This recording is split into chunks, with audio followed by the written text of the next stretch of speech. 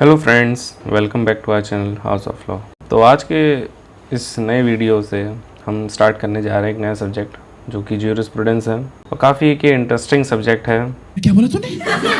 और लेकिन अक्सर स्टूडेंट्स को थोड़ा सा इस सब्जेक्ट में डर लगता है, थोड़ा समझ में कम आता है। ये बड़ी अच्छी बात कही आप। थोड़ा सा टेक्निकल सब्जेक्ट है लेकिन उसी से काफ़ी ज़्यादा इंटरेस्टिंग भी है। तो इस वीडियो में हम जानेंगे introduction of jurisprudence, definition and meaning of jurisprudence. तो चलिए वीडियो स्टार्ट करते हैं। तो सबसे पहले अगर हम इसका इंट्रोडक्शन देखें तो हमारे सामने जो वर्ड है वो है ज्यूरिस्प्रूडेंस। तो ये जो लिया गया ज्यूरिस्प्रूडेंस, ये एक लैटिन वर्ड ज्यूरिस्प्रूडेंशिया से लिया गया है, जिसका मतलब होता है नॉलेज ऑफ लॉ या स्किल ऑफ लॉ। तो अगर हम इसको स्प्लिट कर दें तो एक तरीके से ज्यूरिस का मतलब हो गया लॉ और प्रूडेंशिया का मतलब हो गया स्किल या नॉलेज। तो ऐसा कोई भी नॉलेज जो कि हमें लॉ से मिल रही है, लॉ की है, या फिर कोई स्किल जो लॉ की है, उसको हम कहते हैं ज्यूरिस्प्रूडेंस। लेकिन ये एक बहुत ही कंसाइज मीनिंग है इस वर्ड का, ठीक है। तो ये जो ज्यूरिस्प्रूडेंस है, सब्जेक्ट है हमारा, ये एक्चुअली क्या करता है, सारे के सारे जितने भी लीगल प्रिंसिपल्स हैं उन सबको कवर करता है। सबसे इम्पोर्टेंट बात ये है, ठीक है। तो हिस्ट्री में अगर हम जाएँ तो ग्रीक पीरियड से अभी आज तक 21st सेंचुरी के अंदर तक डिफरेंट टाइम आया है, तो उसके अकॉर्डिंगली सोसाइटी बदली है, कंडीशंस चेंज हुई हैं, और उसी के अकॉर्डिंगली ज्यूरिस्प्रूडेंस का as a meaning, as a subject भी चेंज हुआ है। पहले कुछ और मीनिंग होता था, अब आज कुछ और हुआ है, क्योंकि हम जानते हैं लॉ एक डायनामिक सब्जेक्ट है और according to society, according to the conditions present जो उस समय की हैं, उसको अकॉर्डिंगली लॉ अपने आप को इवॉल्व करता है, उसके अलग अलग मीनिंग डिराइव होते हैं। सिमिलरली ज्यूरिस्प्रूडेंस के संग भी यही केस है। ज्यूरिस्प्रूडेंस ने भी अपने आप को बदला है धीरे धीरे, लेकिन ये क्या है, हमको यही मेन ध्यान रखना है कि ये एक तरीके से लीगल प्रिंसिपल्स को कवर करता है जो भी हैं, ठीक है। हम देखें तो जेनरिक सेंस में तो study of the various facets या प्रिंसिपल्स ऑफ लॉ, जैसे कि मैंने आपको अभी बताया। अगर हम देखें अर्ली 19th सेंचुरी में, तो सबसे पहले ज्यूरिस्प्रूडेंस के लिए थ्योरीज हमें दी बेंथम ने, और उसके बाद उनके जो डिसाइपल आए ऑस्टिन, उन्होंने ज्यूरिस्प्रूडेंस को एक डेफिनेट मीनिंग प्रोवाइड करा। अब जैसे कि मैंने आपको बताया भी कि क्योंकि लॉ एक डायनामिक सब्जेक्ट है, तो with the evolution of the society अलग अलग इसमें कंसेप्ट्स आते चले गए। अब नई प्रॉब्लम्स आई तो उनके लिए एक नए सॉल्यूशन चाहिए, तो उसके लिए ज्यूरिस्प्रूडेंस ने हमें प्रिंसिपल्स क्योंकि जो दिए, उससे हमें लॉ को इवॉल्व करने में मदद करी। और मॉडर्न ज्यूरिस्प्रूडेंस ने जो भी नए पैटर्न्स आए सोसाइटी में, उसके अकॉर्डिंगली कंसिडरेशन उनका लिया और नए प्रिंसिपल्स इवॉल्व होते चले गए ज्यूरिस्प्रूडेंस के अंदर। अगर हम ज्यूरिस्प्रूडेंस का मीनिंग देखें तो अगर एक लिमिटेड सेंस में देखें तो हम देखते हैं कि ये होता है elucidation of the general principles upon which actual rules of law are based. तो इसका मतलब ये है कि ये ज्यूरिस्प्रूडेंस क्या करता है कि जो भी हमारे प्रिंसिपल्स हैं जिन पर हमारा लॉ बेस्ड है, उन प्रिंसिपल्स को एक्सप्लेन करने में मदद करता है। अब आपको ये समझ नहीं आया होगा, मैं क्या अभी आपको एक्सप्लेन कर दूंगा इसे। तो अगर हम सिर्फ नेम से देखें, एक स्ट्रिक्ट सेंस में देखें, तो हमने कहा है कि एक ऐसा साइंस जो कि हमें लॉ की नॉलेज प्रोवाइड करता है। लेकिन ये क्या नॉलेज प्रोवाइड कर रहा है, ये ऐसे क्या प्रिंसिपल्स दे रहा है? देखिए, जो हमारा लॉ होता है वो कुछ प्रिंसिपल्स पे बनता है। ये प्रिंसिपल्स हर सोसाइटी में अलग अलग होते हैं, according to the conditions, according to the customs, rules and various other things. तो उसी के अकॉर्डिंगली वो प्रिंसिपल्स बनते हैं उस सोसाइटी के, और उन प्रिंसिपल्स पे जो सोसाइटी ने बनाए, उस पे हमने लॉ बना दिया। तो वो कौन से प्रिंसिपल्स हैं, वो ही ज्यूरिस्प्रूडेंस हमें समझाता है। जैसे कि हमारे यहाँ ही देख लीजिए, हमारे यहाँ बहुत सारे लॉज हैं, जैसे कॉन्ट्रैक्ट के लिए है, टॉर्ट्स के लिए है, क्राइम के लिए है, प्रॉपर्टी के लिए है, ट्रस्ट के लिए है, कंपनीज़ के लिए, इंसॉल्वेंसी के लिए, एक्सेट्रा वेरियस लॉज हैं। तो ज्यूरिस्प्रूडेंस क्या करता है, हम इसमें क्या करते हैं, जो बेसिक प्रिंसिपल्स हैं इन लॉज के लिए, उनका हम स्टडी करते हैं। इनका कंसर्न डिटेल स्टडी नहीं करते हैं। डिटेल स्टडी करनी है तो मान लीजिए आपको कॉन्ट्रैक्ट करनी है तो आप इंडियन कॉन्ट्रैक्ट एक्ट देखेंगे, या फिर और कोई एक्ट देखेंगे, पार्टनरशिप एक्ट या sale of good act. Crime के लिए आईपीसी या सीआरपीसी देखेंगे। लेकिन ये जो हमने लॉज बनाए, इनके लिए प्रिंसिपल्स हमने कैसे लिए, वो चीज़ हम ज्यूरिस्प्रूडेंस के थ्रू समझते हैं। फॉर एग्जाम्पल, मैंने अभी आपको बताया कि जैसे कि मान लीजिए हमने ले लिया पीनल लायबिलिटी ले लिया, तो हम पीनल लायबिलिटी के जो प्रिंसिपल्स हैं, जो जनरल प्रिंसिपल्स जो ड्राइव हुए हैं, वो हम ज्यूरिस्प्रूडेंस से समझेंगे, लेकिन हम उसका डिटेल नहीं समझेंगे। डिटेल अगर आपको देखना है तो आप आईपीसी में जाएंगे या सीआरपीसी में जाएंगे, ठीक है। अब अगर हम इंडियन ज्यूरिस्प्रूडेंस का ही देखें अपने यहाँ पर, तो हमारे यहाँ भी धर्म का कॉन्सेप्ट रहा है। तो धर्म का हम जानते हैं कि best way to discipline one own mind, अपने माइंड को कैसे हम डिसिप्लिन में रख सकते हैं। तो हमारे यहाँ भी धर्म का एक प्रिंसिपल रहा है कि किसी काम को हमें कैसे अच्छे से करना है, चाहे हमारा कैसा भी धर्म हो, किसी भी फॉर्म में, हमको उसमें अच्छे से परफॉर्म करना है। तो एक तरीके से हमारा वही है कि कैसे हम अपने आप को सोसाइटी में अच्छे से हमारा कंडक्ट जो है वो प्रॉपरली हो। तो हमारे कुछ प्रिंसिपल्स हैं, अब उन प्रिंसिपल्स पे हमने एक लॉ बना दिया। तो हमारे यहाँ भी जूरिस्प्रूडेंस का कॉन्सेप्ट एंशिएंट टाइम में रहा है। धर्म का कॉन्सेप्ट था, अब आज के टाइम में अगर हम देखें प्रेजेंट कंटेक्स्ट में, तो अब हम एक sovereign socialist secular democratic Republic हो गए। अब हमारे ये प्रिंसिपल्स हमने ये अडॉप्ट कर लिए हैं। इन प्रिंसिपल से क्या होता है कि हम सेल्फ रेस्ट्रेंड भी होते हैं, सेल्फ डिसिप्लिन भी आता है हमारे में, और हम अपने राइट्स के प्रति भी जागरूक होते हैं। तो हमारा धर्म का कॉन्सेप्ट भी था, अब हमारे ये कॉन्सेप्ट्स भी हमने इनकॉर्पोरेट कर लिए हैं संग साथ में। अगर हम स्टार्टिंग में देखें तो सबसे पहले रोमन्स जो थे उन्होंने एक जूरिस्प्रूडेंस को as a separate branch treat करा, लेकिन अर्ली टाइम्स में क्योंकि इसमें हार्डली एज अ डिफरेंस था तो ज़्यादा लोगों ने इसे अलग नहीं एक एज अ सब्जेक्ट माना। लेकिन एज अ टाइम के साथ जैसे चीज़ें इवॉल्व होती गई और ह्यूमन बिहेवियर और कंडीशंस चेंज होती गई सोसाइटी के अंदर, वैसे ही जूरिस्प्रूडेंस ने एक ब्रॉड पर्सपेक्टिव कवर करा और इसमें अलग अलग प्रिंसिपल्स इनकॉर्पोरेट होते चले गए। अगर हम सबसे पहले डेफिनेशंस देखते हैं, क्योंकि डेफिनेशन से ही हमें कोई भी सब्जेक्ट समझ में आता है कि क्या क्या अलग अलग लोगों ने अलग अलग टाइम पर उसके रिगार्डिंग क्या बात बताई है। तो अगर हम सबसे पहले देखें तो एक जूलियस स्टोन है, उन्होंने क्या डेफिनेशन दी है। तो उन्होंने कहा है कि जूरिस्प्रूडेंस क्या होता है, एक लॉयर का एक्स्ट्रा वर्जन होता है। तो एक्स्ट्रा वर्जन का क्या मतलब होता है, लॉयर का एक्स्ट्रा वर्जन का मतलब कि जूरिस्प्रूडेंस इवॉल्व हुआ है अलग अलग परसेप्ट्स, आइडल्स और टेक्निक्स ऑफ लॉ जो कि by the lawyers in the light of disciplines other than the law, उससे जो चीज़ें इवॉल्व हुई हैं उसे हमने जूरिस्प्रूडेंस कहा है। मतलब हमने अलग अलग आइडियल्स को स्टडी करा, अलग अलग चीज़ों को हमने स्टडी करा other than the law. Lawyer ने जो जो टेक्निक्स इवॉल्व करी उनको स्टडी करा, तो उससे जो बातें निकली उसको हमने क्या कहा, जूरिस्प्रूडेंस का। तो एक तरीके से ये लॉयर का एक्स्ट्रा वर्जन। वहीं अगर हम वुल्पियन की डेफिनेशन देखें तो ये कैसी डेफिनेशन है कि ह्यूमन और डिवाइन की ऑब्जर्वेशन को करना, उनकी थिंग्स को ऑब्जर्व करना और सही या गलत में फ़र्क बताना, of the knowledge of the just and unjust. तो एक तरीके से ये हमें अपनी इंडियन जूरिस्प्रूडेंस धर्म के कॉन्सेप्ट जैसा ही हमें सुनने में लग रहा है एकदम। हम भी ऐसे सुनते हैं कि सही का सही, गलत का गलत।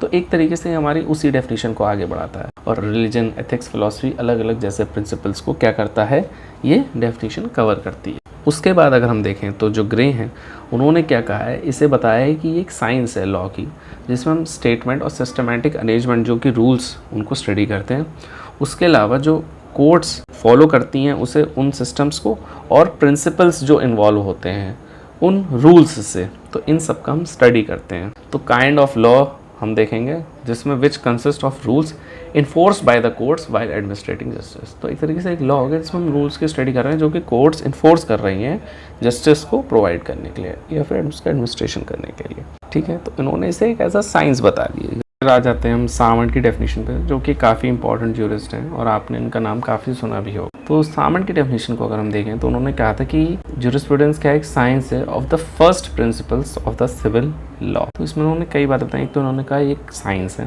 किसकी साइंस है, जो कि सिविल लॉ के फर्स्ट प्रिंसिपल्स हैं। कहा कि जो ज्यूरिस्प्रूडेंस है वो एक पर्टिकुलर स्पीशीज ऑफ लॉ है, यानी कि सिविल लॉ है या स्टेट का लॉ जो होता है उसको ही स्पीशीज़ है एक पर्टिकुलर, और कुछ नहीं। तो सिविल लॉ क्या है कि इसके अंदर ऐसे रूल्स होते हैं जो कि कोर्ट्स अप्लाई करती है जस्टिस के एडमिनिस्ट्रेशन के लिए। ठीक है, कोर्ट्स ने कुछ रूल्स को अप्लाई करती है जिससे कि जस्टिस का फॉर्मुलेशन हो सके, जस्टिस हो सके, उन्हें सिविल लॉ कहा जाता है। तो उनसे डील करता है, क्या करता है हमारा डील, ज्यूरिस्प्रूडेंस। और इन्होंने जो ग्रे की डेफिनेशन बताई थी कि एक साइंस है, उससे भी इन्होंने रिलेट करा और कहा कि हाँ ज्यूरिस्प्रूडेंस बिल्कुल एक साइंस है। अब इन्होंने और क्या कहा कि ये जो ज्यूरिस्टिक लॉज हैं, सिविल लॉज जो इनके हम ये बात कर रहे हैं सिविल लॉज हैं, अब ये जो ज्यूरिस्टिक लॉज जो हैं जिन पर ये वर्क हो रहा है, तो ये एक्सटर्नल ह्यूमन कंडक्ट के थ्रू ही रेगुलेट होते हैं। ठीक है ना, मैन की बिलीव्स क्या हैं उससे फ़र्क नहीं पड़ता है कि ऐसा होना चाहिए, ऐसा होना चाहिए। ह्यूमन ने जैसा कंडक्ट करा उसके अकॉर्डिंगली ये लॉज रेगुलेट होते हैं। इन्होंने क्या कहा कि इसके लिए सैंक्शन, फाइन सब कुछ एप्लीकेबल होगा, सब कुछ लगेगा। ठीक है, इन्होंने हॉलैंड और ऑस्टिन की डेफिनेशन को भी अपहोल्ड करा कि ये एक ऐसा साइंस है, यानी कि सिस्टमैटिक स्टडी या बेसिक प्रिंसिपल्स की of the individual specific legal system. ठीक है, को इन्होंने उस डेफिनेशन को भी क्या करा, अपहोल्ड करा। इसके बाद इन्होंने क्या कहा कि जो ज्यूरिस्प्रूडेंस है वो दो तरीके से हम क्लासीफाई कर सकते हैं, जेनरिक और स्पेसिफिक। जेनरिक जैसे जनरल नाम से समझ आ रहा है, इसमें सारे के सारे जितने भी लीगल डॉक्ट्राइंस हैं उन सब के प्रिंसिपल्स को इन्वॉल्व करना।